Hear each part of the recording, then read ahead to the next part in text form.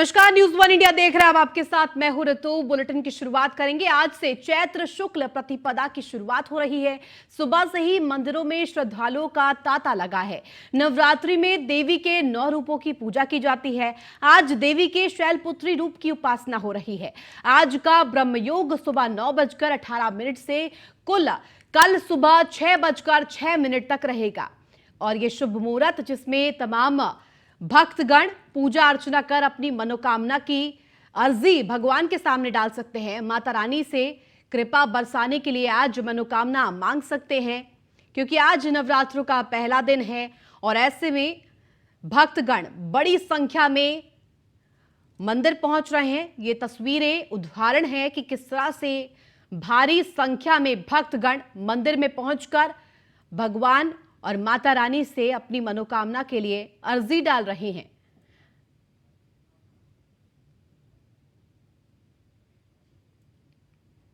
और इसी के साथ आज नवरात्रि पर चर्चा करने के लिए, नवरात्रि पर 9 दिनों के महत्व को जानने के लिए हमारे साथ स्टूडियो में मौजूद है पंडित जी। पंडित राजीव कुमार पाठक हमारे साथ मौजूद है। बहुत बहुत स्वागत है आपका न्यूज वन इंडिया पर राजीव जी। जिस तरह से पंडित जी ये देखा जाता है कि नवरात्रों में अलग ही, सनातन धर्म की बात करें तो नवरात्र का अलग महत्व है, और खासतौर पर सबसे पहले आपसे जानना चाहूंगी कि चैत्र नवरात्रि का क्या महत्व है। नमस्कार। सबसे पहले न्यूज वन इंडिया के दर्शकों को मैं धन्यवाद देता हूं और इस चैत्र नवरात्रि के पर्व पे सारे लोगों को बहुत बहुत शुभकामनाएं। आपने कहा कि ये नवरात्रि क्या है? बुराई पे अच्छाई की जीत है। ये जो है चैत्र मास के शुक्ल पक्ष के प्रतिपदा तिथि से प्रारंभ होती है और नवमी तक चलती है। इसी बीच में नवमी जो 22 मार्च से प्रारंभ है। वैसे तो चैत्र मास की प्रतिपदा, शुक्ल पक्ष की प्रतिपदा तिथि जो है 21 तारीख को रात्रि को 10:52 से है और 22 तारीख को रात्रि के 8:20 तक है। तो आज कलश स्थापन के साथ मां भगवती के 9 रूपों की पूजा की जाएगी। लेकिन सबसे पहले मैं कार्यक्रम को प्रारंभ करने से पहले गणेश स्तुति करता हूं। आज बुधवार भी है तो गणेश स्तुति के साथ इस कार्यक्रम को प्रारंभ करता हूं। ओम वक्रतुंड महाकाय सूर्यकोटि समप्रभा निर्विघ्नं कुरु मे देव सर्व कार्येषु सर्वदा। जैसा कि जानते हैं कि माँ इसी आज के दिन जो है मतलब कि इसका 9 दिन जो है 22 तारीख से लेकर 30 तारीख तक 9 रूपों की पूजा होती है। तो 9 रूपों में कौन कौन से इनकी पूजा होती है इसकी मैं थोड़ा चर्चा कर लेता हूँ। प्रथमम शैलपुत्री च, द्वितीयम ब्रह्मचारिणी, तृतीयम चंद्रघंटेति, कुष्मांडेति, चतुर्थकम पंचमम स्कंद मातेति, खष्टम कात्यायनीति च, सप्तमम कालरात्रि महागौरती चाष्टमम, नवमम सिद्धिदात्री च, नौ दुर्गा प्रकृतिता। इसका मतलब है कि प्रथम दिन जो होता है माँ शैलपुत्री की पूजा होती है, द्वितीय दिन जो होती है माँ ब्रह्मचारिणी की होती है, तृतीय दिन चंद्रघंटी की पूजा होती है, कुष्मांडेति जी की चतुर्थ दिन पूजा होती है, स्कंद माता जी की पंचम दिन की पूजा होती है, कात्यायनी जी की छठे दिन की पूजा होती है, 7वें दिन कालरात्रि जी की पूजा होती है, 8वें दिन महागौरी जी की पूजा होती है और 9वां दिन जो है माँ सिद्धिदात्री की पूजा होती है। ये जो महत्व है इसमें माँ को शक्ति मिला था 9 रूप में। उसके बाद माँ ने महिषासुर नामक राक्षस का वध किया था। तो ये जो है सबसे पहले जो पूजा की आपने बात किया है, तो सबसे पहले जो है आप इस चैत्र, और एक बात और जान लीजिए, हिंदू धर्म में जो है 9 वर्ष का शुभारंभ भी आज ही के दिन होता है। आज ही के दिन से 9 पंचांग जो होता है 5 चीज से जो बनता है, और जो आज के दिन से जो है हमारा 9 वर्ष का भी प्रारंभ होता है। इस साल की जो बात करते हैं, थोड़ी सी बात चर्चा कर लेते हैं कि बुधवार से प्रारंभ है, इसलिए इस साल का संवत्सर का जो है राजा जो है बुध है और मंत्री जो है वो शुक्र है। जहां तक बात करते हैं माँ का आगमन का, तो इस बार माँ नौके पे सवार होकर आ रही है। तो नौके पे सवार होकर आने से क्या होता है कि जल यातायात, वर्षा में वृद्धि होगी, धन धान्य में वृद्धि होगी, फसल अच्छे होने की संकेत है। यह अच्छा संकेत होता है। इस पे चर्चा अलग अलग हम करेंगे, लेकिन सबसे पहले नवरात्रि में जो होता है घट स्थापना से प्रारंभ होती है। उससे पहले घर की सफाई, साफ सफाई लोग कर लिए, नवरात्रा से पहले कर लिए होंगे। सुबह सुबह जल्दी उठ करके सूर्योदय मैंने स्नान ध्यान करके साफ कपड़ा पहन करके और भगवान सूर्य देव को जल दे करके और देवी देवता को पूजा करके घर के ईशान कोण उत्तर पूर्व कोण में घर को साफ करके उस पर चौकी रख करके उस पर लाल कपड़ा बिछा करके माँ की प्रतिमा या माँ की फोटो रखी जाती है और उसके बाद घट की स्थापना की जाती है। घट मिट्टी इत्यादि चीज का हो सकता है और जौ भी वहाँ पे डाला जाता है एक जगह पे, जिससे कि जौ के फसल होने से को भी संकेत करता है, सुख समृद्धि की भी संकेत करता है। घट में जो है घट माँ के फोटो के दाहिने साइड में मूर्ति रखा जाता है और घट में जो है कलश में जल रखा, साफ जल रखा जाता है, गंगा जल रखा जाता है, एक जोड़ा लौंग, हल्दी की गांठ, दुर्वा और सुपारी और 1 रुपये का सिक्का रखा जाता है। घट को मूली से बांध दिया जाता है, घट के मुंह को बांध दिया जाता है, उसके ऊपर एक बर्तन रखा जाता है। बिल्कुल पंडित जी, और ऐसे में आज तस्वीरें भी सामने आ रही हैं लगातार नवरात्रि के दिन, पहले दिन आज क्योंकि है, तो ऐसे में भक्तगण बड़ी संख्या में आज मंदिर पहुंचते हैं और उपासना करते हैं। लेकिन सबसे पहले आज क्योंकि नवरात्र का जिक्र हो रहा है और नवग्रह का जिक्र अगर हम ना करें तो ये बात अछूती रह जाएगी। नवरात्रि के साथ साथ नवग्रहों का भी संबंध देखने को मिलता है। क्या माना जाए, किस तरह से पूजा उपासना करे, किस तरह से प्रार्थना करे कि नवग्रह बिल्कुल शांत हो जाए और जो भी समस्याएं हैं वो निस्तारित हो जाए? जी, आपने कहा नवग्रह की नवरात्रि, नवरात्रि मतलब नवरात्रि का मतलब नवरात्रि, नव और रात्रि, नवग्रह मतलब नवग्रह। अब आपने नवग्रह की चर्चा की है तो सबसे पहले ग्रहों के बारे में हम जान लेते हैं। इन नवग्रह में कौन कौन से होते हैं? 7 मुख्य ग्रह होते हैं और 2 छाया ग्रह होते हैं। 7 मुख्य ग्रह कौन कौन होते हैं? सूर्य, चंद्र, मंगल, बुध, गुरु, शुक्र और शनि, ये 7 मेन ग्रह होते हैं और राहु और केतु जो है छाया ग्रह है। और इस नवरात्रा में बहुत सारे योग बन रहे हैं, जैसे कि मीन राशि में सूर्य, चंद्र, गुरु, बुध इत्यादि वहां पे विराजमान है। तो जहां पे गजकेसरी नामक राजयोग बनेगा वहीं बुधादित्य नामक राजयोग बनेगा, वहीं हंस नामक राजयोग बनेगा, वहीं शंख नामक राजयोग बनेगा। बहुत सारे राजयोग बनेंगे। राहु मेष राशि में विचरण कर रहे हैं और केतु तुला राशि में विचरण कर रहे हैं। शनि जी जो है, शनि कुंभ राशि में विचरण कर रहे हैं, मंगल मिथुन राशि में विचरण कर रहे हैं। इस प्रकार से शुक्र भी जो है मेष राशि में विचरण कर रहे हैं। अब आपने देखिए, माता को जो कहता है नवग्रहों की शांति के लिए माता की पूजा की जाती है। और जब पूजा की बात आती है तो जानते हैं माता की इस नवरात्रि में दुर्गा सप्तशती का बहुत ही अधिक महत्वपूर्ण स्थान है। मैं थोड़ी धीरे धीरे चर्चा कर लेता हूं। खास करके भगवान भोले शंकर ने माता पार्वती से पूछा था कि कौन सा ऐसा मंत्र कम से कम करके भक्त आपको जल्दी प्रसन्न कर दे, तो माता ने स्वयं कहा है। दुर्गा सप्तशती के प्रथम सप्तश्लोकी में 7 मंत्र है, वो उसका अगर नित्य दिन पाठ करते हैं तो आपके ऊपर संकट नहीं आती है। मैं अभी और आगे चर्चा करूंगा नवग्रह की शांति के लिए, लेकिन ये 7 मंत्र की चर्चा करता हूं। ये 7 मंत्र इस प्रकार है। ओम क्लीं ज्ञानी नामापि चेतांसी देवी भगवती ही सा बलादा कृष्ण मोहाया महामाया प्रकृति। दूसरा मंत्र ओम दुर्गे अस्मृता हर्षि भीतिमशेष जंतो स्वस्थई अस्मृता मतिमति शुभांग दासी दारिद्र्य दुख भयानि कातुदन्या सर्वोपकार करना ऐसदार चित्ता। ओम सर्व मंगल मांगल्ये शिवे सर्वार्थ साधिके शरण्य त्र्यंबके गौरी नारायणी नमोस्तुते। ओम शरणागत दीनार्ता परित्राण परायणे सर्वस्यार्ति देवी नारायणी नमोस्तुते। ओम सर्वस्वरूपे सर्वेशे सर्वशक्ति समन्विते भयभ्राहिनो देवी दुर्गे देवी नमोस्तुते। ओम रोगान शेषान पहंस तुष्टा रुष्टा तुकामान सकलान अभीष्टान त्वमाशितानंग न विपन्नराणां त्वमाशिता है शतांग प्रयंती। ओम सर्वाबाधा प्रसन्नं त्रैलोक्यस्याखिलेश्वरी एमेताकाजमस्म द्वैरी विनाशनं। इसके बाद ही मंत्र है ओम सर्वाबाधा विनिर्मुक्तो धनधान सुतान्विता मनुष्यो मत प्रसादेन भविष्यति निसंशय। इसके बाद मंत्र है देहि सौभाग्यम आरोग्यं देहि में प्रभम सुखम रूपम देहि जयं देहि यशो देहि दुषो जहि।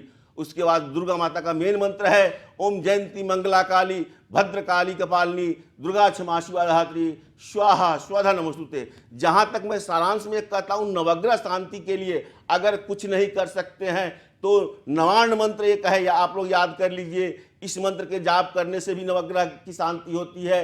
ओम ऐं ह्रीं क्लीं चामुंडाई विच्चे। जहाँ तक दुर्गा सप्तशती की पाठ की बात करते हैं तो कील कवच अर्गला की पाठ की जाती है। और ये सप्तलोकी के बाद सिद्धि कुंजिका स्तोत्र, जानते हैं सिद्धि कुंजिका स्तोत्र, अगर कुछ नहीं कर सकते हैं सिद्धि कुंजिका स्तोत्र का पाठ करते हैं तो आप लोग को बहुत फल प्राप्त होता है। बिल्कुल बिल्कुल पंडित जी, और ऐसे में नवग्रहों को शांत करने के लिए आपने जाप बताया, मंत्र बताया, जिनके उच्चारण के बाद आप अपने नवग्रहों को शांत कर सकते हैं। लेकिन निश्चित तौर पर अगर मैं बात करूं दर्शकों की, तो दर्शकों के मन में इस वक्त कंफ्यूजन होगा, कई मिथ भी होंगे।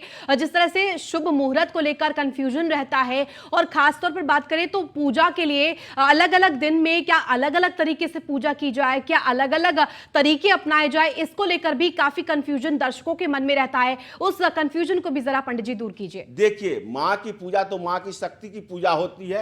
ये ठीक है कि अलग अलग रूप में, अलग अलग प्रकृति में, अलग अलग दिन पूजा की जाती है, अलग अलग चीज किए जाते हैं, लेकिन मंत्र तो एक ही है। मंत्र तो दुर्गा सप्तशती का पाठ है, सबका अलग अलग सब अध्याय का। लेकिन सिद्धि, मैंने जो मंत्र का बात कहा है, ओंग ऐंग ह्रींग क्लिंग चामुंडाई विच्चे, आजकल के ये दौड़ धूप के दुनिया में अगर कुछ ज़्यादा समय नहीं दे पाते हैं, वैसे तो बहुत लोग व्रत करते हैं, उपवास करते हैं, सब लोग कुछ करते हैं, और इसके साथ अगर कुछ नहीं कर मतलब करने के बाद अगर कोई चीज़ नहीं करते हैं तो माँ के नवार्ण मंत्र का जाप भी अगर कर लेते हैं प्रतिदिन, ओंग ऐंग ह्रींग क्लिंग चामुंडाई विच्चे। अगर कुछ नहीं कर सकते हैं तो सिद्धि कुंजिका स्तोत्र का पाठ कर लीजिए। सिद्धि कुंजिका स्तोत्र के पाठ में क्लियर लिखा हुआ है, न कवचं नारगला स्तोत्रम कीलकं न रहस्यकम न सुक्तं नापि ध्यानं च न न्यासो न च वाचनम कुंजिका पाठ मात्रेन दुर्गा पाठ फलं लभेत। मतलब कुंजिका पाठ के, कुंजिका स्तोत्र का पाठ करने से ही दुर्गा पाठ का फल मिलता है। आप एक चीज और जान लीजिए, ये चैत्र जो है भगवान राम को भी समर्पित है। रामनवमी का पर्व जो होता है, रामनवमी का पर्व भगवान राम जी के लिए समर्पित है। तो रामायण का पाठ भी जो लोग करते हैं, भगवान राम की भी पूजा जो इसमें करते हैं, भगवान हनुमान जी की भी पूजा करते हैं, सुंदरकांड का पाठ करते हैं, हनुमान चालीसा का पाठ करते हैं, उनको भी बहुत अच्छा फल मिलता है। तो इसलिए पाठ करने में देखिए, आप जो भी करते हैं ध्यान से करें, माँ को करें। अब वैसे तो हर 9 रूपों का अलग अलग पूजा का है, सब दिन अलग अलग चीज़ों के लिए पूजा की जाती है। लेकिन अगर आप दुर्गा सप्तशती का पाठ करते हैं तो नियमित दुर्गा सप्तशती का पाठ करें, आप सुंदरकांड का नियमित पाठ करें, आप हनुमान चालीसा का नियमित पाठ करें, तो ये सब चीज़ से बराबर फल मिलता है। लेकिन एक चीज़ मैं और आप थोड़ा सा दर्शकों को क्लियर करना चाहता हूँ कि इस नवरात्रि में कुछ सावधानियाँ भी बरतनी चाहिए। जैसे कि आपने चर्चा किया क्या नहीं करना चाहिए, क्या नहीं करना चाहिए, इस बात पे भी थोड़ा सा मैं सब लोग को चर्चा करना चाहता हूँ। सबसे पहले जो होता है, साफ सफाई जहाँ होती है वहाँ माँ आती है। पहला सावधानी ये है कि घर में कन्याओं, माताओं और बहनों का सम्मान करें। चाहे कोई भी कन्या आपके घर पे आए, क्योंकि माता का पूजा होता है, माता जननी के स्वरूप है, तो हर एक स्त्री को माता समझ करके आप किसी का अपमान ना करें, किसी पे दुर्व्यवहार ना करें। और ये 9 दिन जो व्रत रखते हैं तो दाढ़ी, मूछ, केस मतलब ये बाल इत्यादि ना कटवाना चाहिए, शाकाहारी भोजन करना चाहिए, तामसी भोजन बिल्कुल नहीं करना चाहिए। तामसी भोजन में मांस मदिरा का प्रयोग और लहसुन प्याज का प्रयोग नहीं करना चाहिए। चौथा जो है, झूठ नहीं बोलना चाहिए, किसी को सताना नहीं चाहिए। और एक चीज़ और ध्यान रहे, रंग की बात है तो सब रंग की कपड़ा पहन सकते हैं, पूजा कर सकते हैं, लेकिन काला रंग का कपड़ा पहन करके पूजा ना करें, ये बहुत ज़्यादा जरूरी है जी। बिल्कुल पंडित जी, और ऐसे में आज आपने तमाम चीजें गिनवाई कि किस तरह से क्या चीज नहीं करनी चाहिए, क्या करनी चाहिए। लेकिन आज चूंकि प्रथम दिन है नवरात्रि का, माता शैलपुत्री की आज पूजा होगी, और इसके साथ साथ महत्व कलश स्थापना का भी होता है। तो क्या शुभ मुहूर्त कलश स्थापना की, और क्या किस तरह से प्रारंभ करें नवरात्र के इस पूजन अर्चन को? देखिए, कलश स्थापन का समय तो अलग अलग है। एक जो है मतलब लग्न में जो है, इसका एक वैसे बहुत समय निकाला गया है, लेकिन मुख्य समय जो लिखा गया सुबह 6:23 से लेकर के 7:32, कहीं कहीं 8 से 9 भी कहे गए। तो ये है, बहुत कम समय है। तो इसमें घट स्थापना की जाती है। आपने कहा घट स्थापना का महत्व क्या है, तो घट स्थापना में ये माना जाता है कि सारे त्रिदेव, सारे ब्रह्मांड की शक्ति, 33 कोटि देवी देवता, सारे तीर्थ स्थल, सारे पवित्र नदियाँ उस घट में आ जाती है और उस पूजा के महत्व को बढ़ा देती है। जिससे कि आप लोग जो पूजा करते हैं सुख समृद्धि एवं मंगल कामना के लिए माँ की पूजा करते हैं, तो उस घट स्थापना से इसके साथ भगवान गणेश की पूजा की जाती है। जो कहते पूजा की बात की है तो उत्तर पूरब दिशा में एक चौकी पे लाल कपड़ा बिछा के माँ का फोटो प्रतिमा जो कुछ भी है रख करके उसके दाहिने साइड में एक घट की स्थापना की जाती है। और एक बात और ध्यान रहे, बहुत सारे लोग घट की स्थापना करते हैं तो अखंड ज्योति की भी बात कर लेते हैं थोड़ी सी। नवरात्रा में अखंड ज्योति जो ऐसा जो कभी 9 दिन ना बुझे, तो अखंड ज्योति भी जलाया जाता है। तो ये ध्यान रहे कि अखंड ज्योति अगर आप ऐसे जलाते हैं तो कह के जलाइए कि मैं जला रहा हूँ, लेकिन अखंड ज्योति नहीं है तो बुझ जाए तो कोई दिक्कत, लेकिन अगर अखंड ज्योति है तो बुझना नहीं चाहिए। और एक चीज और ध्यान रखने की बात है, अगर आपने घट स्थापना की है, घर में अखंड ज्योति का किया जलाया है, तो घर को भी सूना ना छोड़े, क्योंकि माँ को बुला करके आप घर से बाहर नहीं जा सकते, तो घर को खाली ना छोड़े।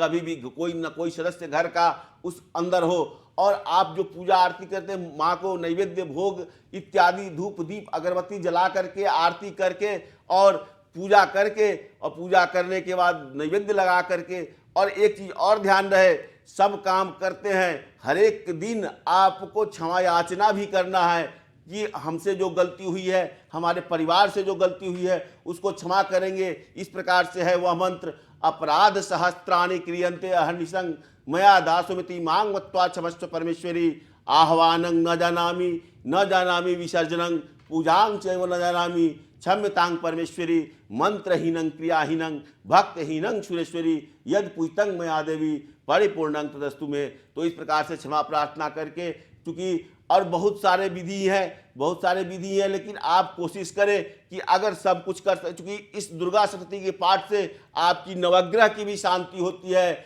और नवान्न मंत्र के जाप से भी नवग्रह की शांति होती है। वो नवान्न मंत्र में फिर से आप लोग के साथ शेयर करता हूँ, ओम ऐं ह्रीं क्लीं चामुंडाई विच्चे। जानते हैं ये क्या है? ये माँ महाकाली, महासरस्वती, महालक्ष्मी का बीज मंत्र है, ओम ऐं ह्रीं क्लीं।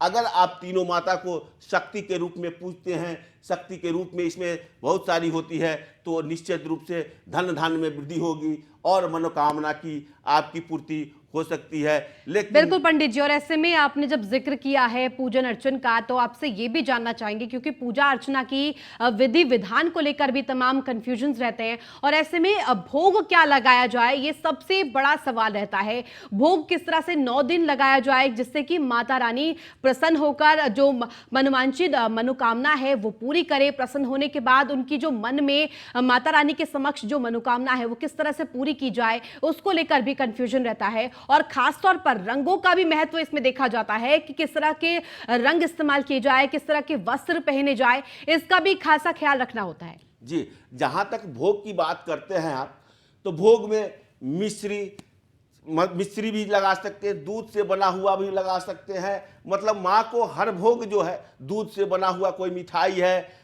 अगर अंतिम दिन तो खास करके हलवा पूड़ी बांटा जाता है, कन्या खिलाया जाता है, कन्या खिलाने के बाद हलवा पूड़ी बांटा जाता है।